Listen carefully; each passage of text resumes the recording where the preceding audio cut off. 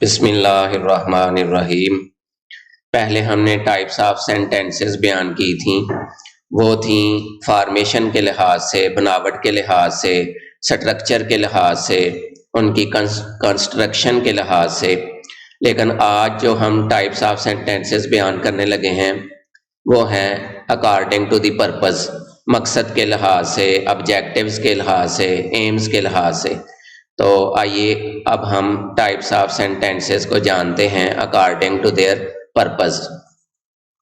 Types of sentences total 7 हैं। पहली है डेक्लेरेटिव और असर्टिव सेंटेंसेस। दूसरी टाइप है नेगेटिव सेंटेंसेस यानी मनफी फिक्रे। और पहले जो हमने बयान किए हैं असर्टिव सेंटेंसेस या डेक्लेरेटिव सेंटेंसेस, वो आम मुस्बत सेंटेंसेस हैं जिनमें कोई आम बात सादा अंदाज में बयान की जाती है, मुस्बत फिक्रे। और तीसरे नंबर पे है और नेगेटिव, जिसमें नाट का लफ्ज आता है, वो नहीं वाले फिक्रे। ये इंट्रोगेटिव सेंटेंसेस, इनको इस्तिफहामिया सेंटेंसेस भी कहते हैं। इस्तिफहामिया फिक्रे, सवालिया फिक्रे। तो ये सादे सवालिया भी हो सकते हैं, डबल सवालिया भी हो सकते हैं जिनमें क्वेश्चन वर्ड आ जाता है और इनके एंड पे क्वेश्चन मार्क लगा दिया जाता है। Number 4 imperative sentences. ये हुक्मिया फिक्रे होते हैं जिनमें फेल अमर भी मौजूद होता है और फेल नहीं भी मौजूद होता है।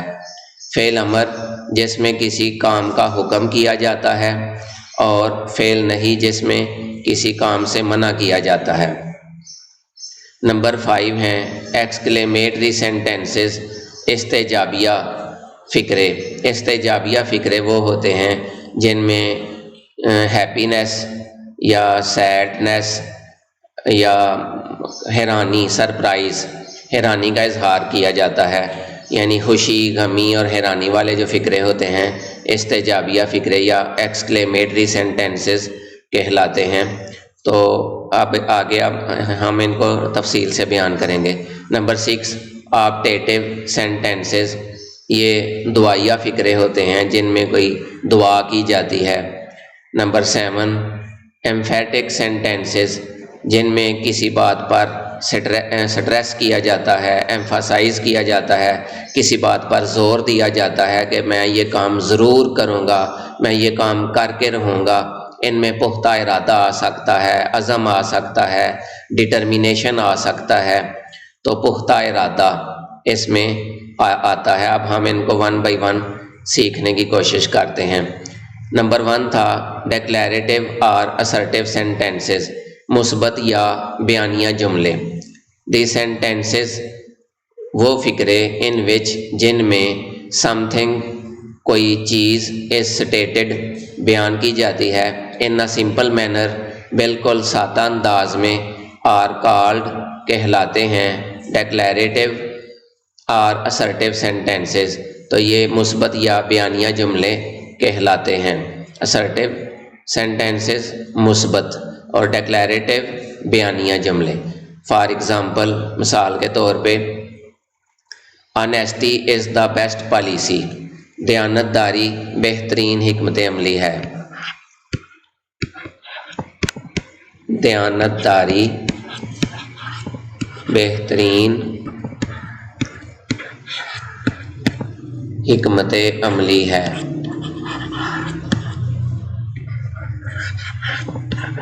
ये देखें, ये ना तो नेगेटिव है और ना ही इंट्रोगेटिव है। तो अब हम नेक्स्ट देखते हैं। ये रेज करने के बाद दूसरा फिक्रा है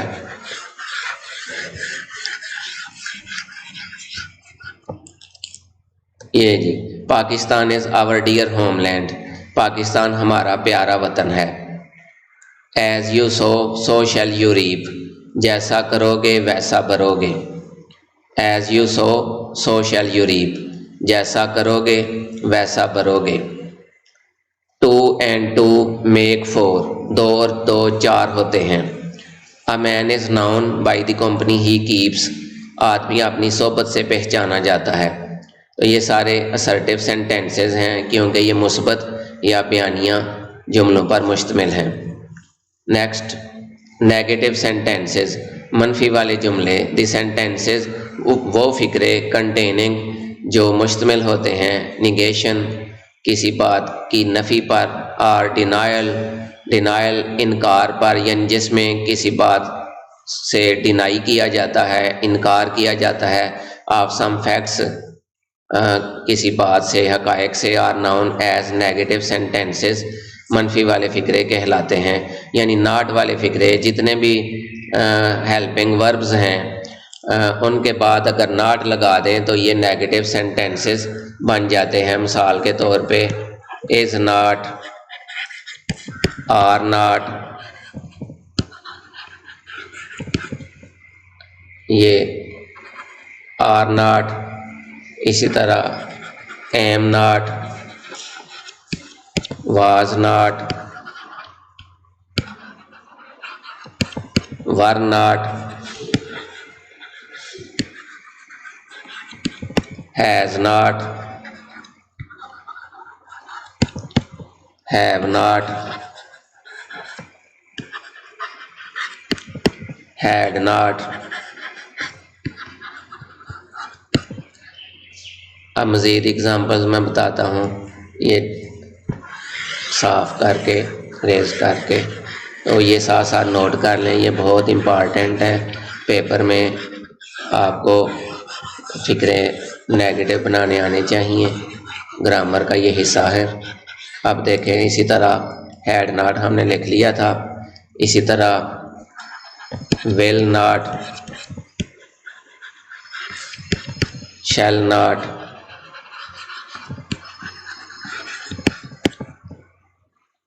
वुड नाट,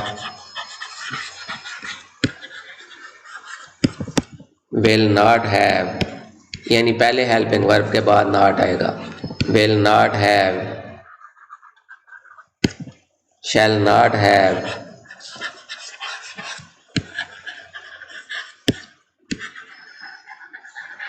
इसी तरह विल नॉट हैव बिन, पहले हेल्पिंग वर्ब के बाद नॉट आएगा। Will not have been. इसी तरह मज़ीद एग्ज़ाम्पल्स हैं, वो भी मैं बता देता हूँ। शैल नॉट हैव बिन आएगा। इसी तरह will not be, shall not be, can not, could not, must, can not, could not. इसी तरह जितने भी हेल्पिंग वर्ब्स हैं, डू नॉट, ये डू नॉट, डज नॉट, इसी तरह डिड नॉट, ये जितने भी अल्फाज हैं इनको इस तरह नॉट का इस्तेमाल करके हम नेगेटिव सेंटेंसेस बना सकते हैं। अब हम सेंटेंसेस में देखते हैं कि कैसे नेगेटिव सेंटेंसेस बनाने हैं। तो डू नॉट, डज नॉट और डिड नॉट के बाद हमेशा फर्स्ट फॉर्म इस्तेमाल होती है। अब पहला सेंटेंस है, he does not know how to swim, वो तैरना नहीं जानता है।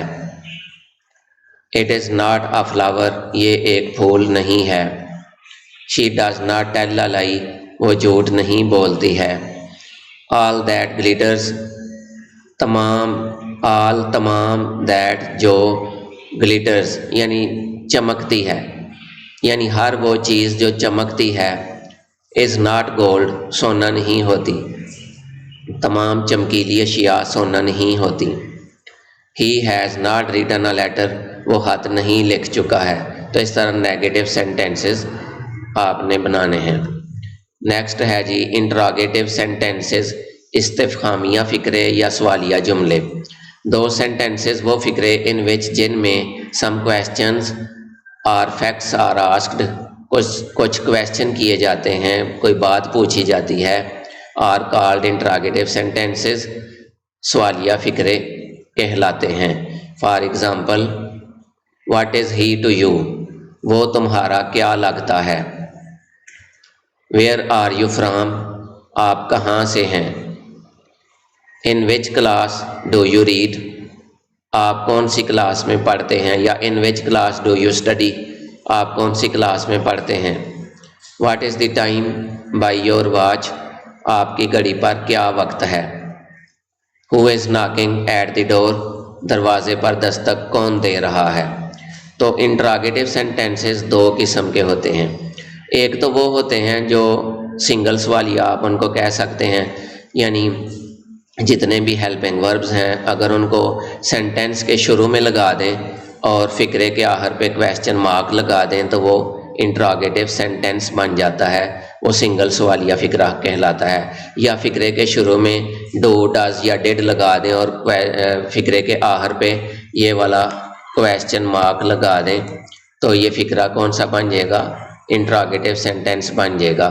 यानी is, are, am, was, were, has, have, had, can, could, may, might, shall, should, will, would, ये जितने कैन, कुड, मे, माइट, ये जितने भी हेल्पिंग वर्ब्स हैं इनको अगर सेंटेंस के शुरू में लिख दें और फ़िक्रे के आखिर पर क्वेश्चन मार्क लगा दें तो ये सिंगल सवालिया सेंटेंस बन जाएगा, इंट्रागेटिव सेंटेंस बन जाएगा। और कुछ होते हैं डबल सवालिया आप उनको कह सकते हैं, उनमें क्वेश्चन वर्ड आ जाता है। मिसाल के तौर पे वाई, क्यों, वाई, व्हेन, कब, वाई, व्हेन, वेयर, वेयर कहाँ, हु, कौन, व्हाट क्या, और इसी तरह सिंस, व्हेन कब से, हाउ कैसे। तो इस तरह के जितने भी क्वेश्चन वर्ड्स हैं वो जिन फिक्रों में आ जाएं तो इनकी इंग्लिश सबसे पहले करेंगे और उसके बाद फिर अगर फिक्रे में हेल्पिंग वर्ब मौजूद है तो वो पहला हेल्पिंग वर्ब आ जाएगा, जिस तरह नीचे एग्जांपल्स में भी नज़र आ रहा है। तो पहले क्वेश्चन वर्ड लिखा जाएगा, फिर अगर हेल्पिंग वर्ब है तो वो उसके बाद बाकी सेंटेंस लिख के आखिर पे क्वेश्चन मार्क लगा दिया जाएगा। बाज़ फिक्रे ये वट के इस्तेमाल में बड़ी एहतियात की ज़रूरत है। मिसाल के तौर पे वट मीन भी क्या होता है, और जितने भी सवालिया फिक्रे होते हैं वट के बगैर वो भी क्या से शुरू होते हैं। मसलन इज़ ही अ बॉय, क्या वो एक लड़का है। इज़ ही ईटिंग राइस, क्या वो चावल खा रहा है। Is he running very fast, क्या वो बहुत तेज़ दौड़ रहा है। अब देखें ये जितने भी सेंटेंसेस हैं क्या से शुरू हो रहे हैं, और जो वट मीन भी क्या होता है और इसमें फ़र्क क्या है, वट किधर लगाना है और सादा हेल्पिंग वर्ब कहाँ लगाना है। तो वट अगर क्या का वर्ड फिक्रे के अंदर आए तो फिर वट इस्तेमाल करेंगे। मसलन आप क्या खाते हैं, तो इसमें क्या सेंटेंस के अंदर आया है, शुरू में नहीं आया, तो इसमें वट इस्तेमाल होगा। ठीक है जी। और अगर सादा है कि आप खाते हैं तो इसका मतलब है ये आम सिंपल सेंटेंस है, डबल सवालिया नहीं है। अब हम इनकी एग्जांपल्स को देखने की कोशिश करते हैं। ये पहली एग्जांपल है what is he to you, वो आपका क्या लगता है। वेयर आर यू फ्रॉम, आप कहाँ से हैं। तीसरा है in which class do you read, आप कौन सी क्लास में पढ़ते हैं। What is the time by your watch, आपकी घड़ी पर क्या वक्त है। Who is knocking at the door, दरवाजे पर दस्तक कौन दे रहा है। अब हैं जी इम्पेरेटिव सेंटेंसेस, हुक्मिया फ़िक्रे। तो आपको शुरू में मैंने बताया था कि हुक्मिया सेंटेंसेस, इसमें दो तरह के फ़िक्रे शामिल हैं, एक फ़ेल अमर और दूसरा फ़ेल नहीं। फ़ेल अमर वो होता है जिसमें किसी काम का हुक्म किया जाता है, और फ़ेल नहीं वो होता है जिसमें किसी काम से मना किया जाता है, रोका जाता है। तो ये दोनों किस्म के फ़िक्रे इम्पेरेटिव सेंटेंसेस ही होंगे। दीज आर सच सेंटेंसेस, ये ऐसे फ़िक्रे हैं इन विच जिनमें अ कमांड हुक्म और सम सजेशन कोई तजवीज़ इज़ गिवन दी जाती है। For example attempt any 5 questions, कोई से 5 सवाल हल करें। डो नॉट यूज़, इस्तेमाल ना करें रेड इंक सुरह रोशनाई। तो जब भी फेल नहीं का फिक्रा बनाना है तो शुरू में डू नॉट लगाएंगे। मसलन do not make a noise, शोर ना करो, डू नॉट टेल अ लाई, झूठ ना बोलो। तो डू नॉट से फिक्रा शुरू करेंगे। अगर फेल नहीं बनाना है यानी किसी काम से रोकना है कि फ़लाँ काम मत करो या फ़लाँ काम ना करो, तो डू नॉट से सेंटेंस शुरू करेंगे। डू नॉट के बाद फिर first form of the verb इस्तेमाल होगी। तो इसी तरह अगर फेल अमर वाले फिक्रे बनाने हैं तो जिस तरह पहला सेंटेंस है अटेम्प्ट एनी 5 क्वेश्चंस, कोई 5 सवाल हल करें, तो इसमें first form of the verb will be used. तो फिक्रा शुरू ही पहली फॉर्म से शुरू होगा, फर्स्ट फॉर्म से फिक्रा शुरू होगा तो फेल अमर बन जाएगा। शुरू में कोई सब्जेक्ट लिखने की ज़रूरत नहीं होती। डू इट, इसे करो। Do not make a noise, an, ये नाइस के स्पेलिंग दुरुस्त कर लें, NOISE नाइस, शोर, NOISE नाइस, शोर। Do not make a noise, शोर ना करो। टेक दिस मेडिसन, इस मेडिसन को लें, इस दवाई को लें या इस दवाई को खाएं। ट्वाइस अ डे, एक दिन में 2 बार। एक्सक्लेमेटरी सेंटेंसेस, इस्तेजाबिया जुमले। तो इस्तेजाबिया या एक्सक्लेमेटरी सेंटेंसेस वो होते हैं जिनमें खुशी, गमी, हैरानी का इजहार पाया जाता है। यानी हैप्पीनेस आ सकती है, खुशी या सरप्राइज, हैरानी, और सैडनेस, गमी। अगर किसी फिक्रे में खुशी, गमी या हैरानी का इजहार पाया जाए तो समझ जाएं एक्सक्लेमेटरी सेंटेंस है, इस्तेजाबिया जुमला है। तो अगर पूरा सेंटेंस ही एक्सक्लेमेटरी सेंटेंस है तो उसके आखिर पे ये एक्सक्लेमेशन मार्क आएगा, एक्सक्लेमेशन मार्क, ये इस्तेजाबिया निशान,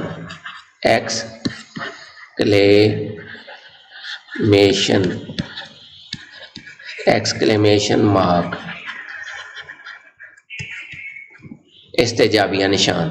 और अगर मुंह से जो अचानक खुशी के वक्त, गमी के वक्त या हैरानी के वक्त मुंह से अचानक अल्फाज निकलते हैं जिनको इंटरजेक्शन कहते हैं, मसलन हुर्रा, अलास, ओ, वाओ, अलास, इस तरह के अल्फाज, तो उनके बाद अगर वो वर्ड्स आ जाएं सेंटेंस में तो फिर उन वर्ड्स के बाद ये एक्सक्लेमेशन मार्क आएगा, इस्तेजाबिया निशान आएगा।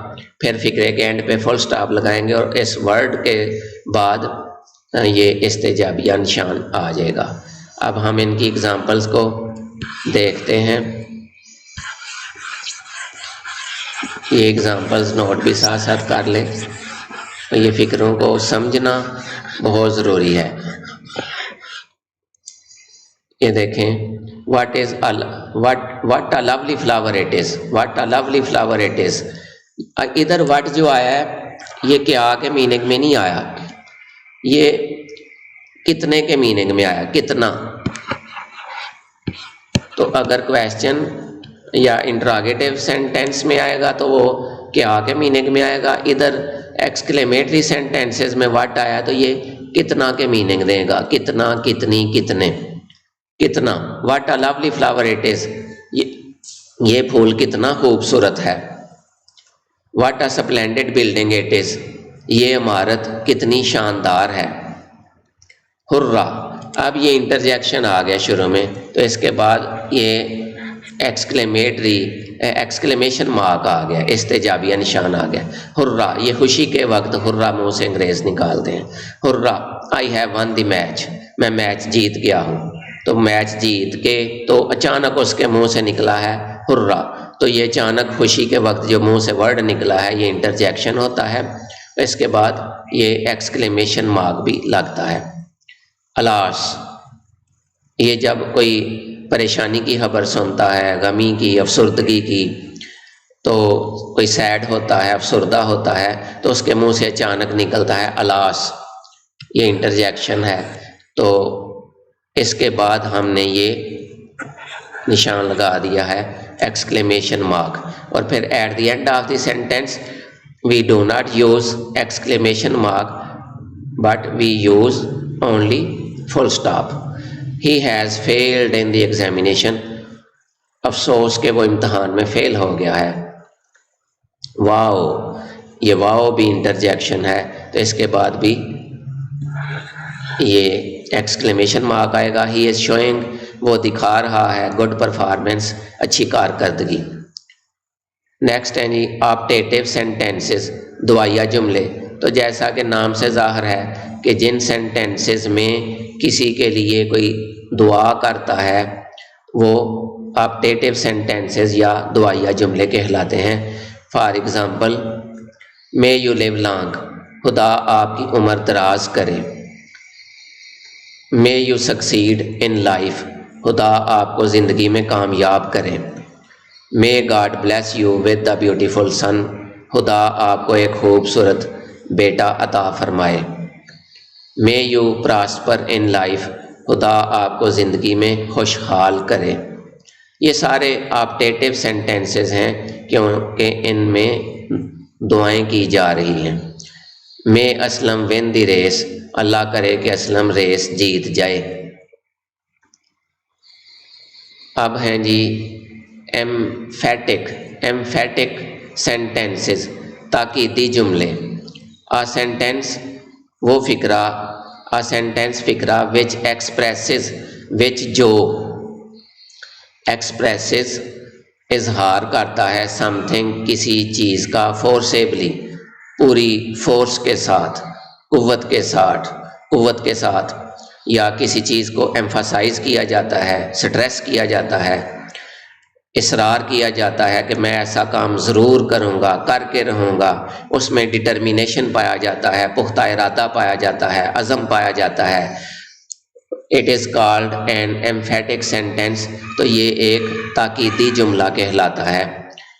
For example, I will kill you, वैसे तो आई और वी के बाद शेल लगाते हैं, शेल, लेकिन जब किसी काम में पुख्ता इरादा, अज़म या इस तरह कहा जाए कि स्ट्रेस किया जाए कि मैं ये काम ज़रूर करूँगा, तो फिर विल की जगह शेल और शेल की जगह विल इस्तेमाल कर लेते हैं। आई विल किल यू, मैं ज़रूर मारूँगा, बिफोर यू, तुम्हें, बिफोर दिस डे एंड्स, ये दिन ख़त्म होने से पहले।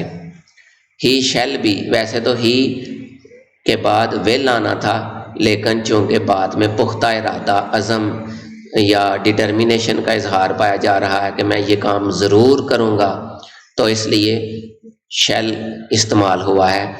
ही शेल बी पनिश्ड, उसे सज़ा ज़रूर दी जाएगी, ड्यू टू, की वजह से, हिज मेजर मिस्टेक, उसकी बड़ी गलती की वजह से। अच्छा, पहले मैं ये साथ साथ आपको बताता चलूँ कि ये इधर विच आया। वैसे जब हम इंट्रागेटिव सेंटेंसेस इस्तेमाल करते हैं तो उनमें विच का मतलब होता है कौन सा, कौन सी, कौन से।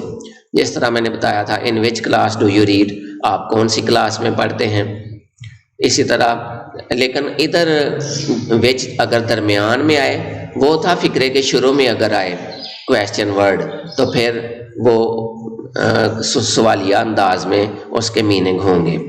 लेकिन अगर फिक्रे के अंदर आए विच, हु या दैट या होम, तो फिर इनका मीनिंग चेंज हो जाएगा। इधर विच का मतलब है जो, तो ये इधर फिक्रों को या वर्ड्स को जोड़ने के लिए इस्तेमाल हुआ है। तो जो जोड़ने के लिए लफ्ज़ इस्तेमाल होता है उसको कंजंक्शन कहते हैं, तो विच इधर कंजंक्शन है।